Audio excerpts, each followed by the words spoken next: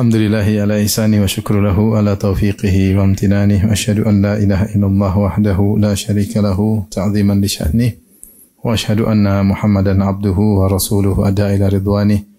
Allahumma salli alaihi wa ala alihi wa ashabihi wa ikhwani. Para hadirin dan hadirat yang dirahmati Allah Subhanahu wa taala, kita pada kesempatan kali ini melanjutkan kembali pembahasan kita tentang kaidah-kaidah Qur'aniyah yang terkait dalam kehidupan kita baik secara individu maupun secara bermasyarakat ya. Dan pada kaidah yang ke-52 kali ini ya, saya kasih judul yaitu biarlah Allah yang menolong dengan caranya ya. Biarlah Allah yang menyelesaikan dengan caranya. Menyelesaikan masalahmu dengan cara Allah. Kali ini saya ambil dari firman Allah Subhanahu wa taala dalam surat Al-A'raf ya. Dalam surat Al-A'raf ayat 136 ya. 136 Allah Subhanahu wa taala berfirman wa tammat kalimatu rabbikal husna ala bani Israila bima sabaru. Wa tammat kalimatu rabbika husna ala bani Israil bima sabaru. Artinya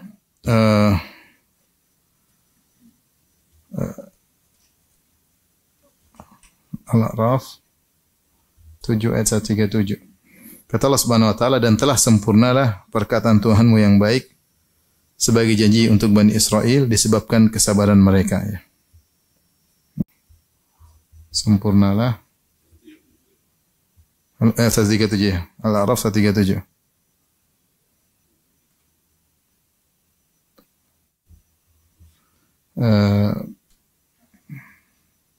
Perkataan Tuhanmu atau keputusan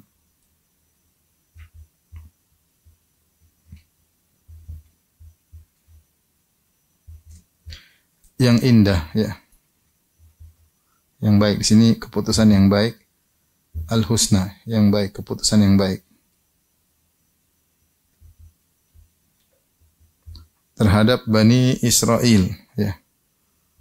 Terhadap Bani Israel karena kesabaran mereka.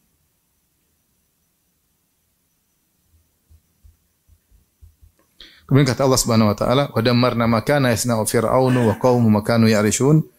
Dan kami hancurkan apa yang telah dibuat oleh Firaun, dibangun oleh Firaun kaumnya dan apa yang mereka bangun. Ayat ini menjelaskan bahwasanya akhirnya Allah Subhanahu wa taala baru memberi pertolongan kepada Bani Israel setelah sekian ratus tahun mereka ditindas oleh Firaun dan anak buahnya dan bala tentaranya. Kenapa? Ketika mereka bersabar. Ketika mereka bersabar baru Allah mendatangkan pertolongannya sehingga mereka pun terbebaskan dari penindasan Firaun. Maka Allah berkata, "Wa tammat kalimatu rabbikal husna ala bani Israil bima sabaru." Maka sempurnalah keputusan atau perkataan Rabbmu, keputusan yang indah terhadap Bani Israel karena kesabaran mereka. Makanya dijelaskan wa dammarna ma kana yasna'u fir'aun wa qaumuhu wa ma kanu ya'rishun. Maka Allah kami pun hancurkan apa yang telah dibuat oleh Firaun dan kaumnya dan apa yang telah mereka bangun ya. Pertolongan baru datang dari Allah Subhanahu wa taala setelah ratusan tahun, yaitu ketika mereka melakukan sebab pertolongan Allah yaitu bersabar. Ketika mereka bersabar, maka Allah tolong mereka, kasih solusi kepada mereka dengan cara Allah Subhanahu wa taala. Nah, ini salah satu poin yang akan kita bahas tentang sabar. Namun sebelumnya saya akan menjelaskan secara singkat tentang makna sabar ya. Kita tahu sabar salah satu ibadah yang sangat agung ya, dan keutamaannya sangat banyak. Sebelumnya kita akan bahas tentang makna sabar ya. Makna sabar secara bahasa diambil dari as-sabr sama dengan al-habsu, yaitu menahan.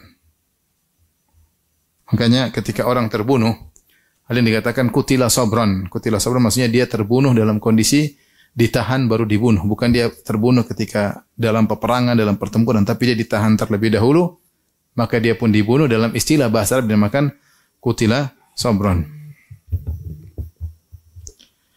Ini yang pertama. Adapun yang kedua, makna sabar secara istilah. Istilah maknanya adalah menahan diri dari hal-hal yang menunjukkan protes.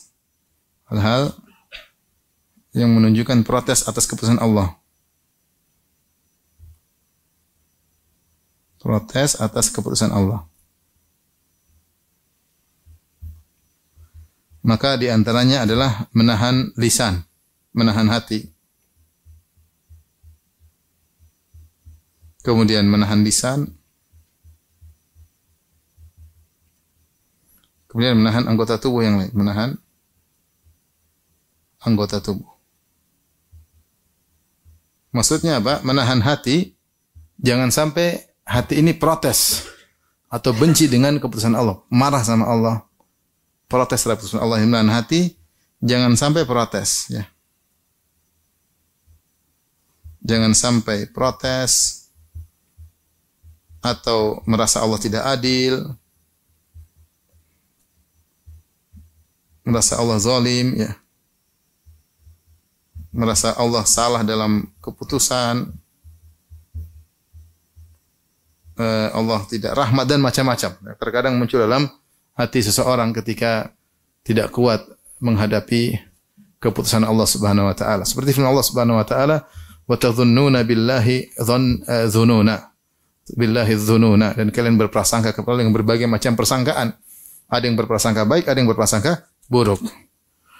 Dhannina billahi dhanna saw. Dan sebagian orang mereka berprasangka kepada dengan prasangka buruk. Maka seorang ketika terkena musibah, dia sabarkan hatinya agar tidak berprasangka buruk kepada Allah, tidak merasa Allah tidak adil atau Allah salah dalam keputusan. Jangan sampai dia protes. Menahan lisan dari kata-kata yang menunjukkan protes, ya.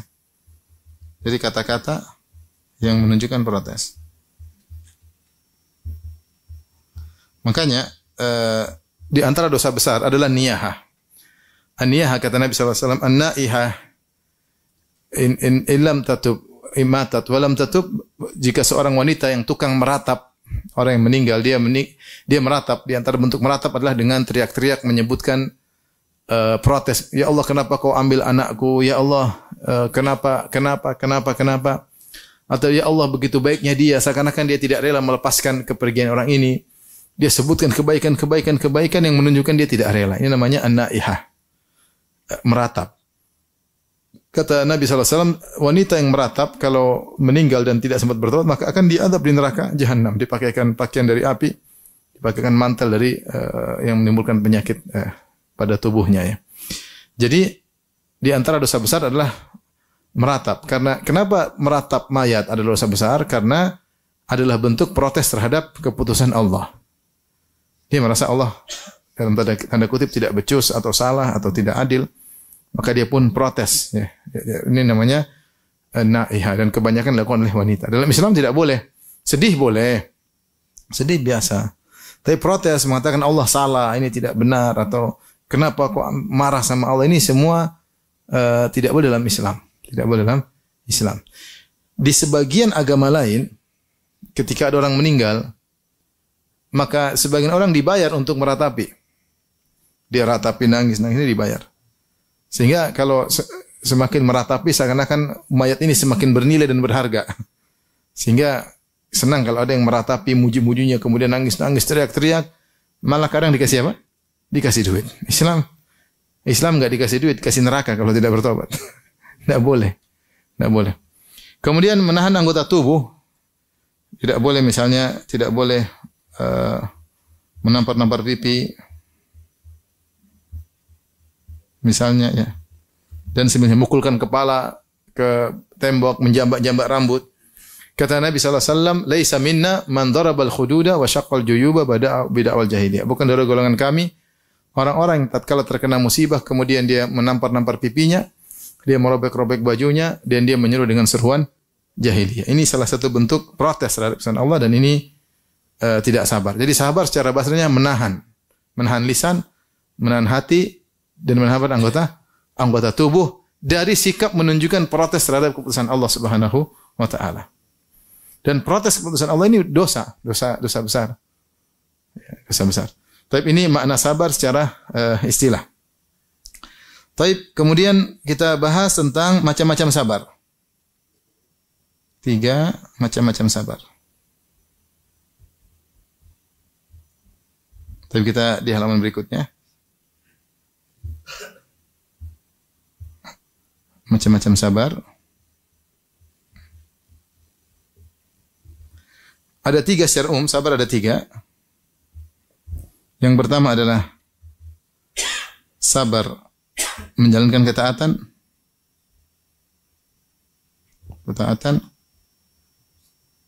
Yang kedua, sabar meninggalkan maksiat. Dalam meninggalkan maksiat.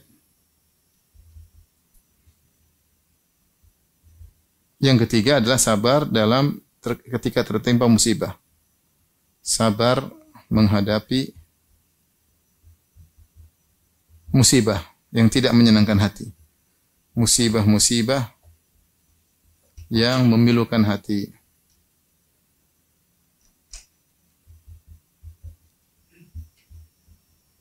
Jadi sabar ternyata bukan pada model ketiga saja. Kebanyakan orang kalau kita bicara sabar konotasinya kepada sabar dalam menghadapi musibah yang memilukan hati. Ternyata sabar juga ada model yang lain. Sabar dalam menjalankan ketaatan, sabar dalam meninggalkan maksiat, dan sabar dalam menghadapi musibah yang memilukan hati. Sabar tersebut Allah sebutkan dalam banyak ayat. Seperti misalnya saya sebutkan sini seperti dalam surat Ar-Ra'd. Allah Subhanahu wa taala misalnya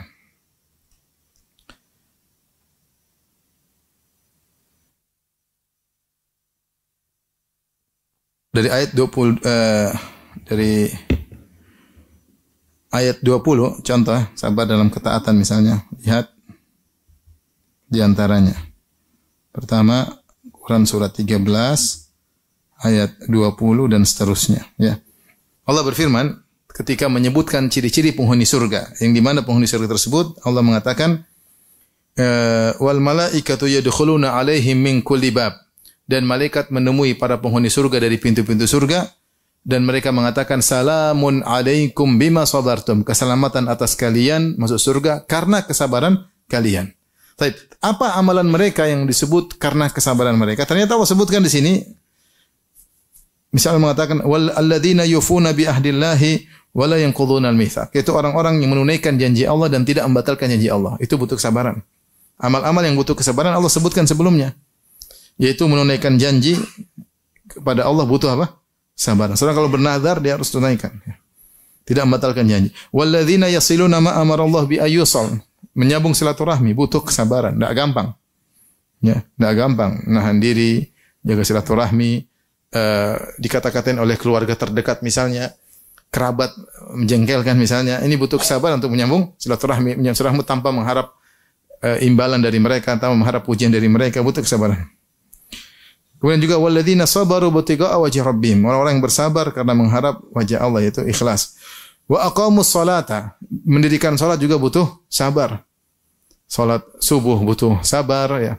Salat malam juga apalagi butuh apa? Butuh sabar ya. Ini butuh kesabaran ya. Makanya kalau orang membangun salat malam harus bersabar ya untuk melawan rasa kantuk, untuk kuat untuk melaksanakan salat malam. Continue butuh kesabaran. Kemudian wa anfaqu mimma razaqnahum sirra wa alaniyah. Sabar dalam berinfak atas rezeki yang Allah berikan kepada mereka, baik secara sembunyi-sembunyi maupun terang-terangan yang mereka infakkan. Kemudian wa izrauna bil hasanati sayyi'ah ulaika lahum uqbaddar, dan sabar dalam membalas keburukan dengan kebaikan. Mereka inilah orang-orang yang masuk surga. Kemudian Allah mengatakan jannatu adnin yadkhulunaha wa man shalaha min abaihim wa azwajihim wa dzurriyyatihim wal malaikatu yadkhuluna min kulli bab. Salamun alaikum bima sabartum fa ni'ma uqbad dar. Maka surga Aden, mereka masuk dalamnya dan orang-orang yang soleh dari kalangan ayah mereka, ibu mereka, istri mereka, anak-anak mereka juga masuk surga bersama mereka dan para malaikat mengucapkan salam kepada mereka dari segala pintu. Malaikat berkata, "Salamun alaikum bima sabartum." Keselamatan bagi kalian masuk surga karena kesabaran kalian. Jadi ayat 20 sampai ayat 24. Nanti bisa dilihat ya. Demikian juga misalnya Quran surat 25, saya carikan lagi. Tentang sifat-sifat ibadur rahman ya. Ini sekedar untuk menjelaskan bahwasanya kesabaran itu tidak hanya terbatas pada menghadapi musibah, bahkan menjalankan ketaatan dan meninggalkan maksiat juga butuh kesabaran ya.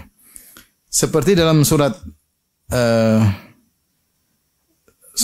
Al-Furqan mulai dari ayat 63 sampai Allah sebutkan mereka masuk surga, yaitu ayat 75 ayat 75.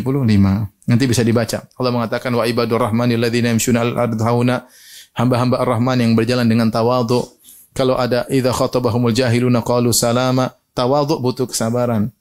Kalau ada orang yang mencaci maki mereka, mengatakan yang buruk, mereka pun meninggalkan dengan cara elegan. Ini juga butuh kesabaran. Walladzina yabituna li rabbihim sujjada wa qiyama. Orang yang di malam hari bangun salat malam butuh kesabaran. Terus sampai walladzina la yashhaduna az-zura wa idza marru bil lagwi marru kirama. Mereka tidak pernah menyaksikan acara-acara yang maksiat, ya. Kemudian mereka kalau ada perkara yang sia-sia mereka tinggalkan. Ini butuh apa? Kesabaran. Sampai akhirnya Allah mengatakan ulaika yujzaunal ghurfata bima sabaru. Mereka itu orang-orang yang diberi surga karena kesabaran mereka. Yang terakhir misalnya di antaranya misalnya surat Al-Insan. Surat Al-Insan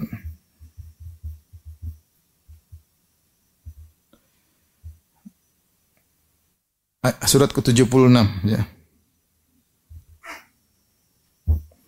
Allah Subhanahu wa taala menyebutkan tentang para penghuni surga. Allah mengatakan wa jazahum bima sabaru. Allah membalas mereka karena kesabaran mereka jannata wa hairaira, yaitu Allah balas surga dan juga kain sutra di surga. Kita bisa lihat sifat-sifat mereka dari ayat ke-7 sampai ke-12. Kata Allah, yufuna bin nadri wa yakhafuna yawman kana syarruhu mustatira. Sungguhnya mereka menunaikan nazar dan mereka takut dengan hari akhirat, hari kiamat yang mengerikan. Kemudian kata Allah, bagaimana mereka sabar dalam keikhlasan. Wa yut'imuna at-ta'ama ala hubbihi miskinan wa yatiman wa asira. Dan mereka memberi makanan kepada fakir miskin, kepada anak yatim dan kepada tawanan. Kemudian mereka berkata, innama nut'imukum liwajhillah la nuridu minkum jazaa'an wala syukura. Kami ini memberikan makan kepada kalian karena mencari wajah Allah. Kami tidak butuh balas budi dan juga tidak butuh terima kasih dari kalian. Ikhlas ketika beramal soleh, tidak mengharap pujian dan tidak mengharap pamrih, itu butuh kesabaran.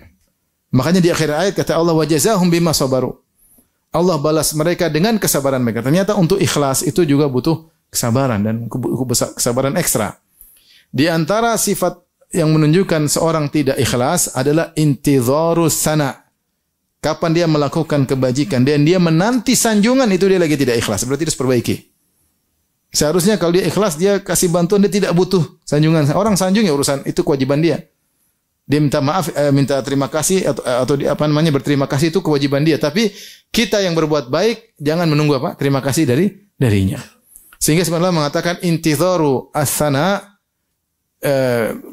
ya dulu ada adamil ikhlas, menantikan sanjungan atau pujian dari orang yang kita bantu, itu menunjukkan kurang ikhlas.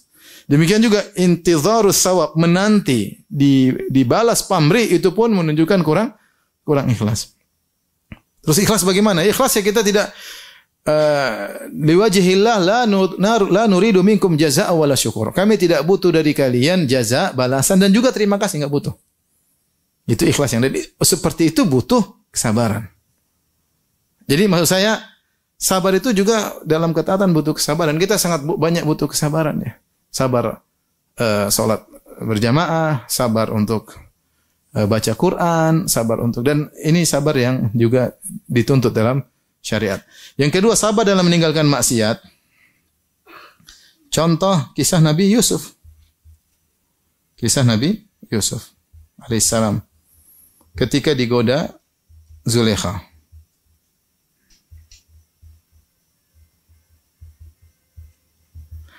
Dan ini adalah ujian yang sangat besar Allah abadikan dalam Al-Quran dan menunjukkan manaqib atau mangkabah keutamaan Nabi Yusuf alaihissalam ketika Zulaikha menggodanya dengan menutup pintu, kemudian Zulaikha sudah berhias sehingga dia sudah cantik, kemudian dia mengerias dirinya sehingga semakin cantik pula, dan kemudian dia yang berhasrat, dan kemudian dia yang menggoda Nabi Yusuf. Kemudian Allah berfirman, walaqad hammat bih wa hamma biha. Sungguh Zulaikha sudah berhasrat luar biasa, wa hamma biha, dan Yusuf pun sudah tergerak. Ini manusia biasa, sudah tergerak. Tapi subhanallah, dia sabar, bahkan dia lari meninggalkan semua godaan yang menggiurkan tersebut. Ya. Dan ini adalah ujian yang sangat luar biasa bagi seorang lelaki. Makanya ketika Nabi SAW menyebutkan dalam dua hadis tentang keutamaan orang yang meninggalkan maksiat karena Allah Subhanahu wa taala, dia bersabar. Di antaranya ketika Rasulullah SAW menyebutkan 7 golongan yang Allah naungi pada hari kiamat kelak, di antaranya rajulun da'atu imra'atun dzatu mansibin wa jamin faqala inni akhafullah, seorang lelaki yang diraih oleh seorang wanita yang cantik jelita dan kaya raya, kemudian dia berkata, aku takut kepada Allah Subhanahu wa taala. Siapa yang bisa seperti itu? Antum mana pernah mengalami seperti itu? Wajah pas-pasan, pas ganteng alhamdulillah. Kalau pas kurang ganteng, yang biasa digoda seperti ini, biasanya orang ganteng digoda wanita cantik dan kaya raya. Yang biasa menggoda kita mungkin kalau ada yang menggoda ya. Kalau ada yang menggoda mungkin cantik tapi enggak kaya raya, atau kaya raya tapi tidak cantik. Tapi tergabung keduanya, cantik plus kaya raya. Wanita mana yang kita cari? Lelaki cari wanita yang seperti ini, udah cantik kaya raya ya. Cahaya di atas cahaya. Tapi siapa yang goda kita? Ada wanita seperti itu. Kalau ada yang menggoda begitu, terus kita bisa lolos, itu benar-benar orang yang bersabar. Makanya begitu pentingnya, bahayanya fitnah wanita, sampai Allah sebutkan tentang kisah Nabi Yusuf dalam Al-Quran. Bahkan Nabi Yusuf mengakui bagaimana dia belum tentu mampu untuk menghadapinya. Ketika ternyata bukan Zulaikha saja yang merayunya, bahkan wanita-wanita di Mesir, semuanya ternyata juga merayu dia. Karena Zulaikha panggil semua wanita, kemudian dia suruh Yusuf lewat di depan mereka. Ternyata semua terpesona. Semua mereka terpesona. Yusuf, akhirnya kata Zulaikha kepada teman-teman perempuannya, kamu rayulah dia buat saya. Rayulah, ayo rayu dia biar mau sama saya. Kata para ulama, maka dia merobek tirai rasa malunya. Dia enggak malu lagi. Udah ibu-ibu rayu Yusuf biar mau sama saya. Akhirnya mulailah satu perempuan satu demi satu merayu Yusuf. Ternyata ketika mereka ketemu Yusuf, mereka tidak merayu Yusuf untuk Zulaikha, tapi untuk masing-masing. Kata mereka, Suf, sudah sama saya aja. Ngapain sama dia, sama aja, sama. Akhirnya semua merayu. Makanya Nabi Yusuf berdoa kepada Allah Subhanahu wa taala, Rabbis sijnu ahabbu ilayya mimma yad'unani ilaih. Ya Rabbku, sungguhnya penjara lebih aku sukai daripada rayuan mereka. Bukan cuma Zulaikha, tapi mereka. Kemudian Nabi Yusuf mengakui ketidakmampuannya. Wa illa tasrif anni kaidahunna. Kalau kau tidak palingkan gangguan mereka dariku, asbu ilaihinna, niscaya aku akan condong kepada mereka. Wa akum minal jahilin, dan aku akan terjerumus sebagaimana orang-orang jahil. Sampai kapan Nabi Yusuf bisa bersabar, dia tidak tahu. Maka dia minta kepada Allah agar lebih baik saya dipenjara daripada saya terjerumus dalam hal tersebut. Ya. Inilah kisah yang menakjubkan. Ada seorang di penjara gara-gara tidak mau berzina. Ada enggak dalam sejarah? Mungkin cuma Nabi Yusuf alaihissalam. Tidak di penjara gara-gara tidak mau berzina. Ya. Yang ada orang yang berzina di penjara. Ini tidak mau berzina malah di penjara. Namun ini suatu keajaiban. Demikian juga ketika Nabi SAW sebutkan tentang kisah 3 orang yang mereka lagi berjalan dari Bani Israel, tiba-tiba turun hujan, mereka berlindung dalam goa, tiba-tiba ada batu besar jatuh menutup pintu goa. 3 orang berdoa. Salah satunya berdoa, ya Allah, saya dulu punya sepupu, itulah wanita yang paling saya cintai. Kalau ada di dunia ini lelaki sangat cinta kepada wanita, itulah saya. Dia kejar-kejar wanita terus, kejar-kejar, rayu-rayu. Wanita enggak pernah mau. Dan dia tidak putus asa untuk merayu wanita tersebut karena cantik dia cintanya luar biasa. Ternyata suatu hari wanita tersebut datang kepada dia menyerahkan diri. Dia terkena kesulitan dan dia butuh uang. Kesempatan kata lelaki tersebut, kalau gitu saya kasih bantuan uang dengan syarat kau serahkan kehormatanmu kepada aku. Wanita tersebut setuju. Dia kasih uang kalau tidak salah 100 dinar atau sekitar dalam hadis ya. 100 dinar dan 425 gram emas. Hampir setengah kilo dia kumpulkan untuk wanita tersebut. Ketika dia kasih maka wanita tersebut pasrah. Kemudian ketika dia akan menggauli sudah duduk sebagaimana layaknya seorang suami dengan istrinya. Tiba-tiba wanita tersebut berkata, "Ittaqillah ya Abdullah wahai fulan, bertakwalah kepada Allah. Wala tafudhal khatam illa bihaqqi." Jangan kau istilahnya menghilangkan keperawanan atau kehormatan seorang wanita kecuali dengan haknya. Maka dia pun berhenti. Kemudian dia pergi meninggalkan wanita tersebut dan emas yang dia sudah kumpulkan dia berikan begitu saja. Kemudian dia berdoa, "Ya Allah, kalau memang aku melakukannya karena Engkau, bukalah pintu goa." Akhirnya terbuka.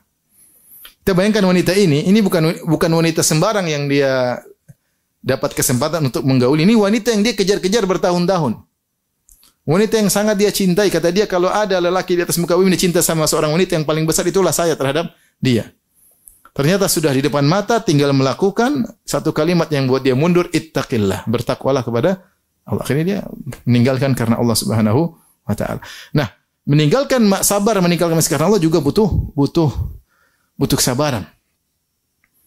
Kita punya hobi, di antara kita ada hobi mungkin nonton film box office, nonton film Korea, nonton hobi. Situ maksiat, ada perempuan, ada musik, ada macam-macam.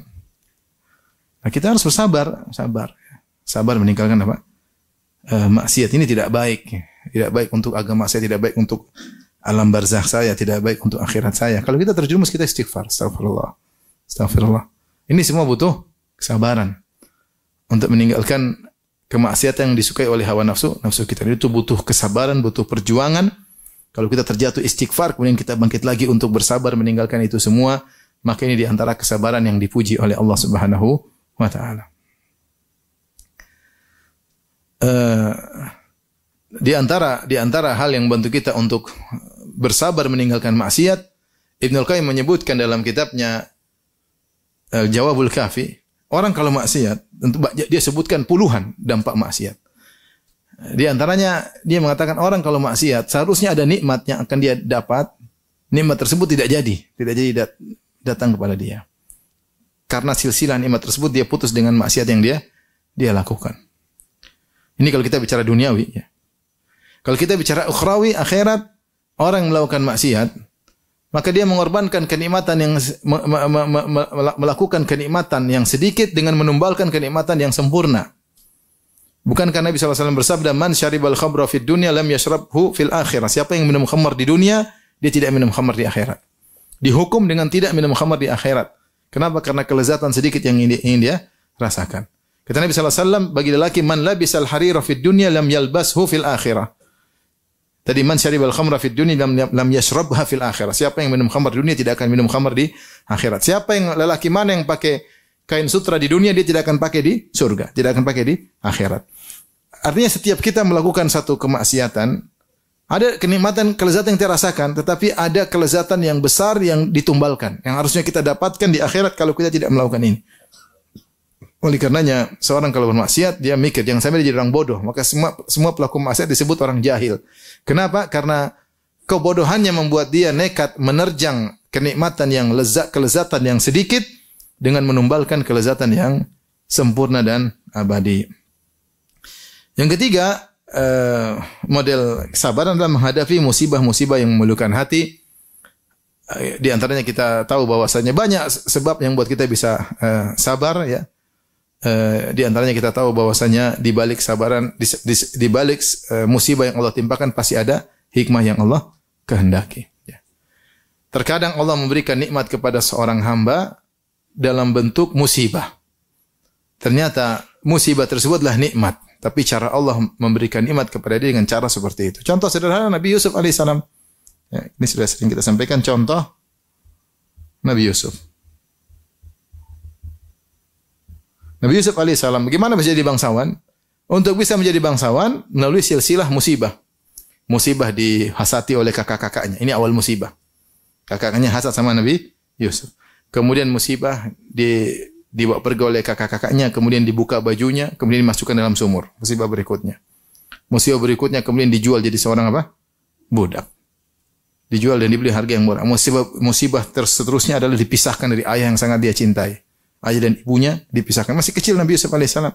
Dia anak bungsu, kemudian dipisahkan seperti itu. Musibah berikutnya kemudian dia dipenjara. Rangkaian musibah-musibah tersebut, musibah 1 plus musibah 2 plus musibah 3 plus musibah 4 plus sama dengan bangsawan. Sama dengan bangsawan. Jadi Allah berikan kenikmatan dalam bentuk musibah dan itu banyak. Salah satunya demikian. Salah satunya Allah terkadang memberikan nikmat berupa terhindar dari musibah yang lebih besar dengan ditimpakan musibah lebih kecil. Ini banyak contohnya ya. Seperti saya pernah baca ada seorang yang dia dipanggil untuk menjadi panglima dalam peperangan dan biasanya dia siap. Qadarullah hari itu dia terjatuh atau kakinya cedera sehingga dia tidak bisa jadi panglima. Sehingga dia menyesal. Ternyata dia disuruh jadi panglima untuk membunuh Al-Husain bin Ali bin Abi Thalib. Seandainya dia kakinya sehat, mungkin dia yang bunuh siapa? Al-Husain. Maka dia bersyukur kepada Allah. Ternyata ini nikmat dari Allah mencegahnya dari berbuat kezaliman. Berbuat kezaliman ya. Allah menghindarkan dia dari musibah yang lebih besar ya. Dengan membuat dia terkena musibah yang lebih kecil. Dan di antara misalnya kita berpikir dengan terkena musibah Allah menghindarkan kita dari banyak penyakit hati seperti penyakit sombong, penyakit angkuh, penyakit ujub. Ya, ini terkadang menimpa orang yang tidak pernah terkena musibah. Bayangkan ada seorang jualan selalu untung enggak pernah rugi. Kira-kira sombong atau tidak? Sombong. Tapi kalau sekali-sekali dia rugi, sekali-sekali dia tidak untung, dia tidak sombong. Dia ingat kembali ini bukan karena saya tapi karena Allah. Seperti itu.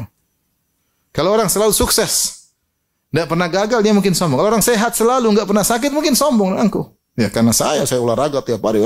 Dia lupa bahwasanya yang beri dia kesehatan adalah siapa? Allah. Sehingga dia terkena penyakit ujub. Maka terkadang orang gagal, terkadang. Lihatlah, 2 orang yang menjadi sombong, ya gara-gara diberi nikmat terus-menerus. Di antaranya Namrud. Kata Allah dalam Al-Quran, Alam tara ilal ladhi hajja Ibrahim fi rabbih an atahu Allahul mulk. Idh qala Ibrahim rabbi alladhi yuhyi wa yumit. Tidakkah engkau melihat tentang orang yang mendebat Ibrahim terkait dengan Allah Subhanahu wa taala? Kenapa dia mendebat dan dia merasa dirinya sebagai Tuhan? An atahu Allahul mulk, ketika Allah berikan dia kekuasaan. Namrud disebutkan dia memiliki kekuasaan yang luas dan dia lama hidupnya. Ada yang bilang ratusan tahun hidupnya. Dia diberi umur yang panjang. Ketika dia memiliki kekuasaan yang luas dan dia selalu jaya, selalu berkuasa, selalu ekspansi, dia merasa dirinya sebagai apa? Tuhan. Lupa diri. Lupa diri ya. Makanya terkadang musibah itu bermanfaat. Ya, bermanfaat dengan berbagai macam modelnya ya. Terkadang musibah mendatangkan kenikmatan, terkadang musibah menghindarkan musibah yang lebih apa? Besar. Terkadang musibah menyembuhkan banyak penyakit. Paling tidak mengurangi dosa-dosa. Kita ini banyak dosa. Sudah istighfarnya enggak beres, taubat juga taubat sambal. Akhirnya cara Allah menggugurkan dosa dengan dikasih apa? Musibah. Baik, jadi sama antum. Ketiga sabar ini mana yang paling afdal? Nomor 1, nomor 3. Ini semua sabar berpahala. Mana yang paling afdal, yang paling terbaik di antara 3 sabar ini? Ya. Bilang wallahu alam, susah ini wallahu alam. Intinya tapi kata para ulama, 2 sabar ini disebut dengan sabar pilihan.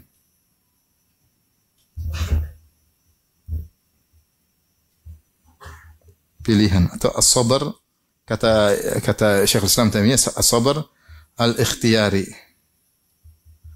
Sabar pilihan. Maksudnya pilihan gimana? Pilihan dia mau sabar atau tidak. Dia mau tidur apa sholat subuh. Paham? Dia mau nonton film Korea atau tidak. Dia ada pilihan. Paham? Maka dia memilih untuk bersabar. Dia memilih pergi ke masjid, sholat subuh daripada tidur, daripada bantal. Dia pilih mana? Pilih, ya. Seperti itu. Dia memilih untuk nonton ceramah daripada nonton film apa? Korea. Tapi dia punya pilihan opsi untuk bermaksiat. Ada opsinya enggak? Ada. Seperti Nabi Yusuf alaihissalam, dia punya opsi untuk berzina dengan Zulekha dan opsi untuk melarikan diri. Ternyata dia pilih opsi melarikan diri. Nah, sabar ini disebut dengan sabar pilihan. Kenapa disebut sabar pilihan? Karena ada pilihan lain yang buruk. Adapun sabar yang ini namanya as-sabar at-tirari. Sabar terpaksa. Tidak ada pilihan lain. Nabi Yusuf dibuang ke sumur, ada pilihan lain? Ya udah tinggal terima, mau diapain? Ya. Diomelin sama istri, ada pilihan lain? Balik ngomel ya. Ada, sudah mau diapain? Namanya sabar terpaksa. Ditinjau dari jenis, mana yang lebih afdal? Lebih afdal sabar pilihan. Karena dia punya pilihan untuk opsi yang lain, yang buruk, tapi dia pilih opsi yang baik. Adapun sabar terpaksa, makanya kesabaran Nabi Yusuf ketika digoda oleh Zulekha lebih afdal daripada sabar ketika dia dibuang dalam sumur, ketika dia di penjara. Kenapa? Ketika dia dibuang di sumur atau di penjara itu sabar tidak ada pilihan. Sabar terpaksa, paham? Sabar terpaksa. Ya. Seperti itu. Ya. Ditinjau dari jenis. Tapi kalau dari sampel permasalahan, maka bisa jadi sabar ini lebih afdal daripada yang lainnya. Contoh seperti sabarnya Nabi Ayub alaihissalam. Allah memuji Nabi Ayub mengatakan, Inna wajidnahu sabiran ni'mal abdu innahu awwab. Kami dapati Ayub adalah hamba yang sabar. Bagaimana ujian? Dia dahulu punya anak-anak yang banyak, punya rumah yang mewah, punya ternak yang banyak, puluhan tahun, kemudian ludes dalam sesaat. Diuji maka rumahnya hancur, anak-anaknya pada meninggal, istrinya cuma tinggal satu yang merawatnya. Kemudian dia diberi sakit selama 7 tahun sampai istrinya pun mengeluh. Kata Nabi Ayub alaihissalam kepada istrinya, wahai istriku, kau tidak adil. Allah telah berikan kita kenikmatan selama 70 tahun. Kita baru diuji 7 tahun. Kau tidak adil. Harusnya kita sabar. Sampai akhirnya Allah puji Nabi Ayub dengan inna wajadnahu sabiran. Artinya, siapa yang bisa sabar kalau diuji seperti Nabi Ayub sungguh sangat-sangat berat. Tadinya kaya, tiba-tiba miskin mendadak dengan kemiskinan yang parah, semuanya ludes, semuanya hilang. Bukan cuma itu, bahkan penyakit di sekujur tubuhnya, bahkan orang menjauhinya, tidak mau dekat dengan dia. Dan akhirnya Allah pun menyembuhkannya. Nah, 3 sabar ini semuanya baik. Baik. Berikutnya adalah adab dalam bersabar. Ini sudah ya. Berikutnya adab dalam bersabar. Adab dalam bersabar. Ada 2 adabnya. Yang pertama ikhlas. Ikhlas karena Allah. Allah Subhanahu wa taala berfirman dalam surat Ar-Ra'd tadi, "Walladzina sabaru ibtigha'a wajhi rabbihim." Walladzina sabaru ibtigha'a wajhi rabbihim. Dan orang-orang yang bersabar karena mencari wajah Allah. Dan orang-orang yang bersabar karena mencari wajah Allah. Maksudnya ikhlas. Untuk melihat wajah Allah di surga kelak. Taib. Jadi ada pertama kalau sabar, enggak usah publish kalau kamu sabar ya. Enggak usah ya. Ya enggak usah bikin status. Saya sabar sekali sama istri saya kurang ajar tapi saya sabar. Ya enggak usah. Ini kamu tidak ikhlas. Saya sabar ngurusi orang tua saya, enggak usah. Saya sabar dalam berdakwah, orang maki-maki saya sabar, enggak usah cerita. Kamu sabar bukan untuk dipuji, bukan untuk riya. Kamu sabar karena Allah Subhanahu wa taala. Jadi enggak usah sabar ketika panas terik matahari tetap ke masjid. Itu butuh sabar, tapi enggak usah cerita. Jangan bikin status di Madinah sekarang 48 derajat. Tapi Allah kuatkan langkah kakiku menuju Masjid Nabawi. Enggak usah bikin status. Riya tapi seakan-akan bersyukur. Allah Maha tahu, enggak usah terus kayak gitulah. Udah, enggak usah. Tidak usah sabar kemudian kita mau publish, mau kita pamerkan kepada apa? Masyarakat. Sabar biar Allah yang tahu ya. Biar Allah yang tahu karena Allah mengatakan memuji Allah walladzina sabaru ibtigha'a wajhi rabbihim. Yang mereka mencari wajah Allah. Lihatlah Allah memuji kaum muhajirin kata Allah Subhanahu wa taala lil fuqara'il muhajirin alladzina ukhriju min diyarihim wa amwalihim yabtaguna fadlan minallahi wa ridwana. Dan fuqara kaum muhajirin yang terusir dari negeri mereka, terusir dari harta mereka. Kenapa? Karena mereka mencari karunia Allah, mencari keridhaan Allah Subhanahu wa taala. Maka sabar juga butuh keikhlasan. Enggak usah publish anak kita meninggal, bikin status lah, bikin anu lah. Apalagi kita ada orang tua meninggal, suami meninggal, istri meninggal. Malah harusnya kita sabar karena Allah malah bikin kesempatan untuk pencitraan. Enggak usah lah. Enggak usah lah. Udah kita sabar karena Allah. Enggak usah publish, inilah. Akhirnya sabar yang merupakan ibadah agung jadi malah mendatangkan dosa. Karena sabar ibadah, aturannya ibadah itu harus karena Allah. Kapan dia ibadah karena ingin dipuji manusia, maka jadi riya, dosa. Yang kedua,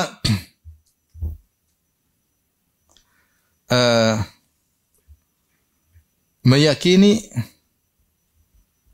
yang bikin dia sabar, yang hanya bisa membuat dia sabar adalah Allah.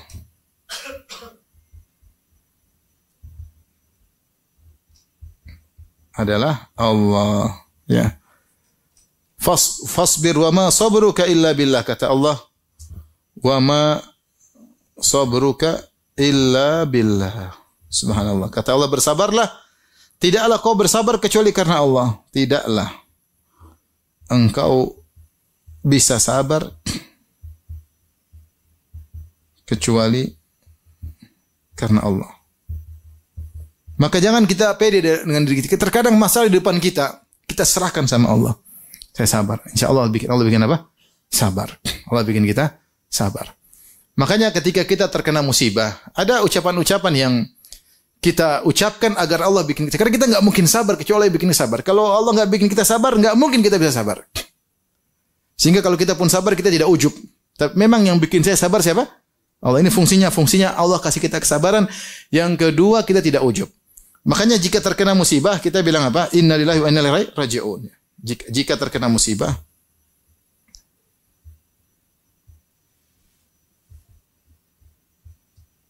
kita ucapkan beberapa hal seperti diantaranya apa? Innalillahi wa inna ilaihi raji'un.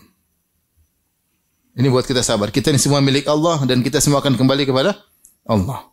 Ketika Nabi SAW menasihati putrinya yang cucu Nabi meninggal, kata Nabi SAW, katakan kepadanya, Inna lillahi ma akhadh wa lahu ma a'ta wa kullu syai'in bi ajalin musamma wal tasbir wal tahtasib. Katakan kepada Zainab, kalau enggak salah Zainab. Sungguhnya inna lillahi ma akhadh, apa yang Allah ambil itu milik Allah. Wa lahu ma a'ta, dan apa yang Allah berikan juga milik Allah. Wa kullu syai'in bi ajalin musamma, masih setiap itu pemberian Allah itu ada waktunya Allah ambil.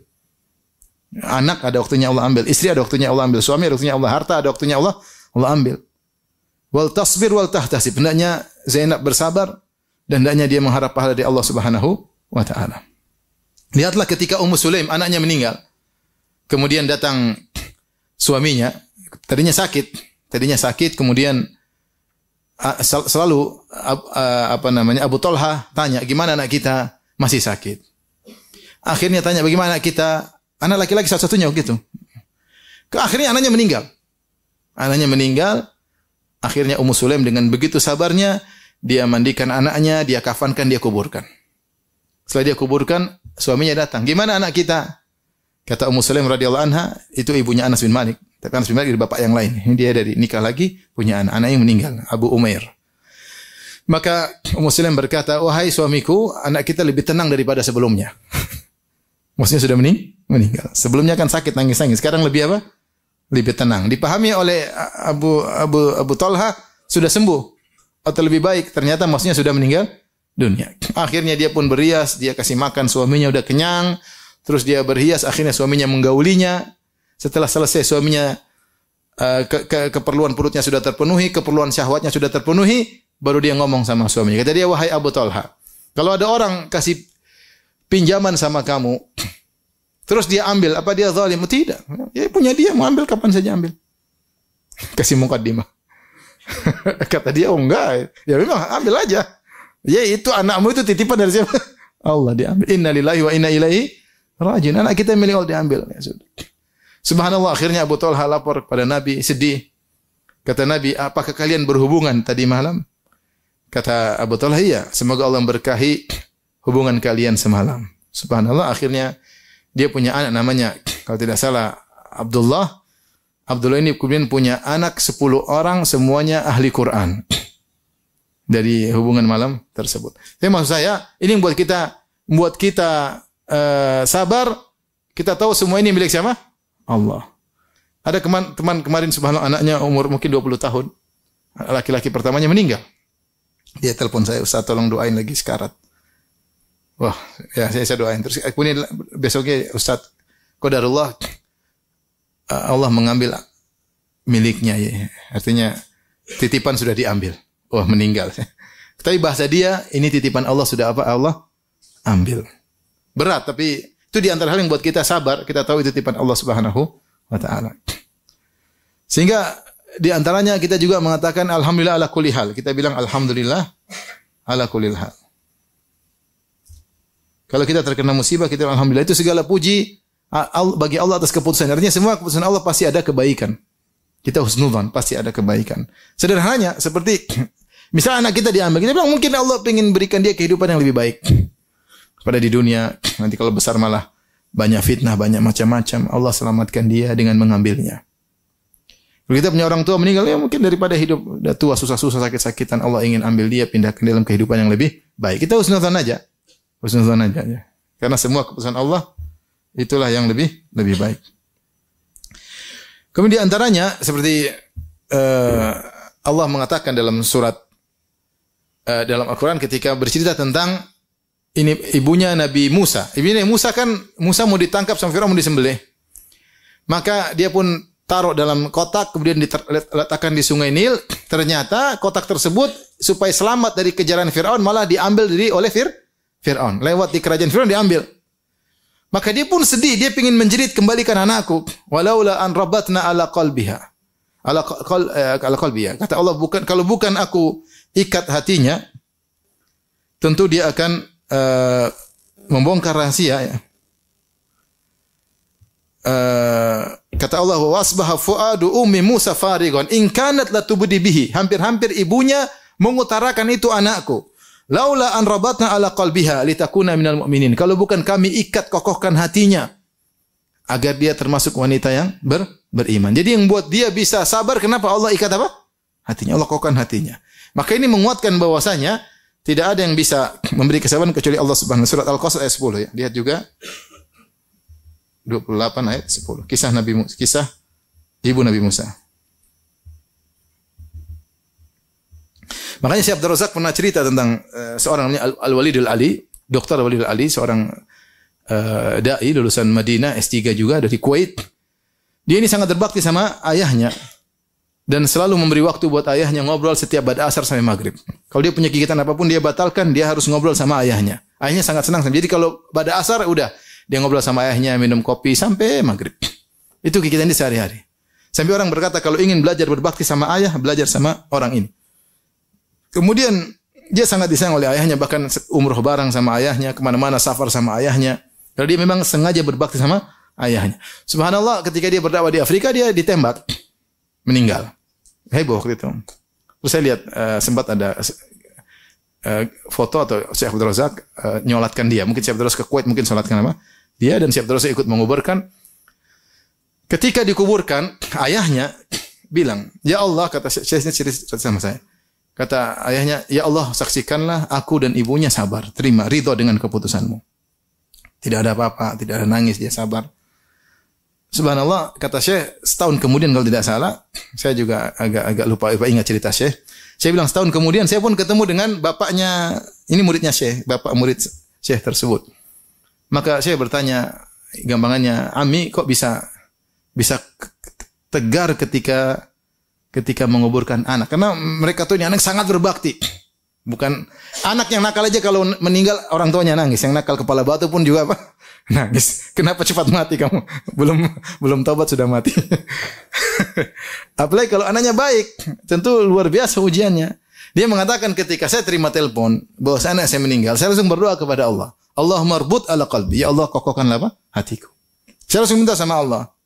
Maka Allah buat saya tegar sampai selesai semuanya. Jadi kita ini enggak mungkin sabar kecuali Allah yang kasih apa? Sabar. Baik, masih ada waktu ya, sedikit lagi. Kita kembali kepada judul pembahasan kita tentang serahkanlah urusanmu kepada siapa? Allah, biar Allah kasih solusi. Sabar keutamanya banyak. Keutamaan sabar. Di antaranya dicintai oleh Allah. Allah berfirman, "Wallahu yuhibbus sabirin." Allah mencintai orang-orang yang sabar. Kalau ingin dicintai oleh Allah, sabar. Semakin kita sabar, semakin dicintai. Pahalanya tanpa batas.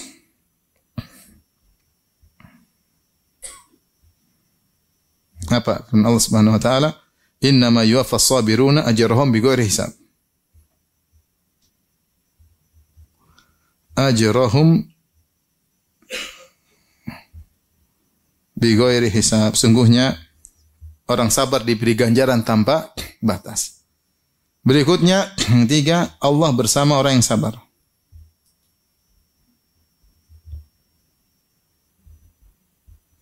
Kata Allah Subhanahu wa taala, "Innallaha ma'as sabirin." Innallaha ma'as sabirin. Allah bersama orang sabar. Maksudnya Allah bersama orang sabar, maksudnya Allah menyertainya, Allah akan menjadi apa namanya? Penolongnya. Gampangan kita, kalau bahasa istilah kita backingan ya. Kira-kira kalau ada bupati bilang, bupati misalnya bupati kota Sorong lah, bilang, Firanda, kok ke Sorong, tenang aja. Ada apa-apa tinggal telepon saya. Kira-kira pede nggak kemana-mana? Pede. Ada macam-macam kasih tunjuk foto sama bupati. Kenapa? Karena ada yang backing. Itu berbupati, kita di kota dia berkuasa di situ. Gimana kalau yang membela kita adalah Allah Subhanahu wa taala? Allah bersama kita. Kapan kita bersabar, Allah bersama kita. Kapan kita tidak bersabar, Allah tinggalkan kita. Maka jika ingin Allah bersama kita, siap menolong setiap saat, kapan saja, maka harus bersabar. Kalau tidak, Allah tinggalkan kita. Kemudian di antara keutamaan sabar adalah setengah keimanan. 4, setengah keimanan. Allah Subhanahu wa taala berfirman dalam Al-Qur'an, "Inna fi dzalika laayatin likulli sabarin syakur." Likulli sabarin syakur. Kata Allah, yang pada demikian itu ada tanda-tanda kebesaran Allah bagi orang yang sangat penyabar dan sangat bersyukur. Siapa yang menggabungkan keduanya? Tatkala terkena musibah sangat penyabar, tatkala diberi kenikmatan sangat bersyukur, sempurna imannya. Sempurna imannya. Makanya sabar yang luar biasa. Di antaranya tadi banyak sebenarnya ya. Cuma di antaranya yang saya katakan tadi, yang kelima tadi, Allah kasih solusi dengan cara Allah. Ini. Kalau antum bersabar, tentu bukan tanpa ikhtiar. Sabar maksudnya dengan ikhtiar. Makanya Allah mengatakan, "Fasbir kama sabaru ulul azmi minar rusul." Bersabarlah engkau sebagaimana para rasul ulul azmi yang bersabar. Ulul azmi itu yang punya tekad yang kuat. Jadi para nabi mereka caci maki, tapi mereka berhenti dakwah atau terus dakwah? Terus dakwah. Jadi mereka tak berikhtiar, tapi mereka sabar. Mereka tahu apa yang Allah putuskan adalah yang terbaik. Kalau kamu bersabar serta ikhtiar, Allah akan berikan solusi yang terbaik. Dalilnya apa? Dalilnya tadi kita sebutkan banyak. Di antaranya tadi surat Al-A'raf ayat berapa? 137. Di antaranya tadi sudah kita singgung, innallaha, Allah bersama orang yang sabar. Berarti Allah kasih solusi. Ini di antara dalilnya. Di antaranya Allah mengatakan, jadikanlah sabar sebagai penolong. Wasta'inu bisabri wassalat. Jadikanlah sabar jadi penolong. Berarti dia solusi terbaik. Jadikanlah sabar sebagai penolong. Ini menunjukkan bahwasanya siapa yang bersabar Allah akan kasih solusi dari Allah Subhanahu wa taala ya. Baik, saya bacakan contoh yang dicontohkan oleh Syekhul Islam Ibnu Taimiyah rahimahullah ketika beliau membahas tentang 20 sebab kenapa kita harus memaafkan. Di antaranya sebab ke-13, beliau berkata, yaitu kaidah fi sabar, dia menyebut tentang kaidah sabar. Kenapa ada 20 sebab kita kenapa harus memaafkan orang yang menzalimi kita? Pada sebab yang 13 beliau berkata, an ya'lam annahu in sabara fallahu nasiruhu walabud. Hendaknya dia mengetahui jika dia bersabar Allah pasti menolongnya, kata Syekhul Islam. Allah pasti menolongnya dengan cara Allah. Fallahu wakilu man sabar. Allah adalah wakil, yaitu tempat bertawakalnya yang akan menolong orang yang sabar. Wa ahala zalimahu ala Allah. Kalau dia bersabar maka dia serahkan urusan orang yang menzaliminya kepada Allah. Wa man intasara li nafsihi wakalahu Allah ila nafsihi. Siapa yang mencoba untuk menolong dirinya, dia tidak sabar, maka sungguhnya dia menyerahkan urusannya kepada dirinya, bukan kepada Allah. Fakana huwa nasiru laha, maka dialah yang menolong dirinya sendiri. Fa aina man nasiruhu Allahu khairun nasirin ila man nasiruhu nafsuhu a'jazun nasirin wa adhafuhu. Maka mana mau dibandingkan orang yang penolongnya adalah Allah dengan orang yang penolongnya dia sendiri dan dia sangat lemah. Maka kalau kita menghadapi permasalahan, kita boleh ikhtiar, tapi jangan hilangkan sabar dari diri kita. Kapan kita bersabar, Allah yang urus masalah kita. Allah akan urus orang yang menzalimi kita, serahkan sama Allah. Tinggal tingkatkan apa? Kesabaran. Ini perkataan Syekhul Islam Taimiyah. Kalau kita mengurusi orang yang menzalimi kita banyak, apalagi kalau kita enggak sabar, benar kita tidak sabar, kita menurut kita cara seperti ini yang lebih baik, ternyata solusinya tidak seindah yang kita harapkan. Ternyata solusinya cuma sesaat semu, kemudian muncul permasalahan baru. Terkadang demikian. Tapi kalau kita sabar, Allah kasih solusi dengan cara Allah cepat atau lambat. Di antaranya perkataan Al-Alusi dalam kitabnya Ruhul Ma'ani ketika membahas tentang ayat ini. Wa tammat kalimatu rabbikal husna ala bani Israil bima sabar. Maksudnya apa? Allah memberi keputusan yang terbaik bagi Bani Israel karena kesabaran mereka. Sebelumnya Fir'aun menindas Bani Israel ratusan tahun. Ada khilaf, ada yang mengatakan 100 tahun, ada yang mengatakan 400 tahun. Allah tidak kasih mereka keselamatan selama ratusan tahun tersebut. Kenapa mereka tidak sabar? Sampai Allah utus Nabi Musa alaihissalam mengajarkan sabar kepada mereka.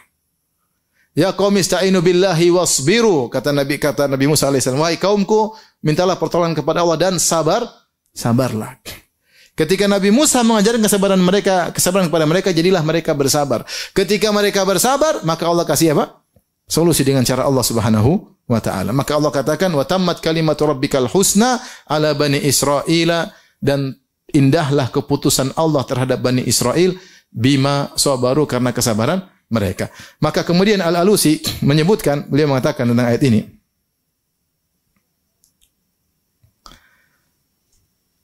meriwayatkan dari Hasan Al-Basri, beliau berkata, "Lau anna an-nasa idza btulu min qibali sultanihim bi syai'in sabaru wa da'allaha ta'ala lam yalbathu an yarfa Allahu ta'ala dzalika anhum walakinnahum yafza'una ila as-sayf yuwakkaluna ilaihi." Dia sebut tentang athar perkataan Hasan Al-Basri tentang zaman dahulu. Kata Hasan Al-Basri, seandainya orang-orang ketika diuji dengan sultan atau penguasa yang zalim, seandainya mereka bersabar dan mereka berdoa kepada Allah, maka tidak lama Allah akan cabut penderitaan mereka. Tetapi mereka ternyata tidak sabar. Mereka segera mengangkat pedang untuk melawan penguasa tersebut. Akhirnya mereka pun ditinggalkan dan mereka bersandar kepada pedang. Akhirnya mereka semakin apa? Semakin parah. Kemudian ketika menyampaikan hal ini, berkata Al-Alusi, wa aqulu qad syahadna an-nasa sanatal alf wal mi'atain wa thaman wal arba'in. Sungguh kami telah menyaksikan kondisi masyarakat pada tahun 1248 Hijriah. Berapa tahun lalu? 1000, sekarang 1444. Ini 1248. Kira-kira 200 tahun yang lalu. Qad fazau ila saif, maka mereka tatkala sultan berbuat zalim kepada mereka, mereka segera mengangkat pedang untuk melakukan pemberontakan. Fama agnahum syai'an, maka tidak ada faedah bagi mereka sama sekali. Wala tamallahum muradun, dan keinginan mereka tidak terpenuhi. Wala humida minhum amrun, dan perkara mereka tidak terpuji. bahkan mereka semakin parah, semakin parah, semakin parah. Dia ingin menyampaikan seharusnya kalau kamu ada masalah, masalah besar, masalah kecil, sabar dan berdoa kepada Allah. Jangan tidak sabar. Kapan tidak sabar, maka tidak ada solusi dari Allah. Maka ini nasihat buat saya pribadi dan juga perhatian. Kita banyak permasalahan, banyak enggak? Banyak. Di tetangga ada masalah, rumah tangga ada masalah, di luar pekerjaan ada masalah. Sabar. Sabar bukan berarti pasrah, enggak, ikhtiar. Tapi tetap dalam koridor apa? Sabar. Cepat atau lambat Allah akan kasih solusi yang terbaik. Semoga kita semua dijadikan hamba-hamba yang bersabar tatkala terkena ujian. Allah taala alam bisawab. Tapi demikian saja. Subhanakallah bihamdik asyhadu an la ilaha illa anta astaghfiruka wa atubu ilaik. Assalamualaikum warahmatullahi wabarakatuh.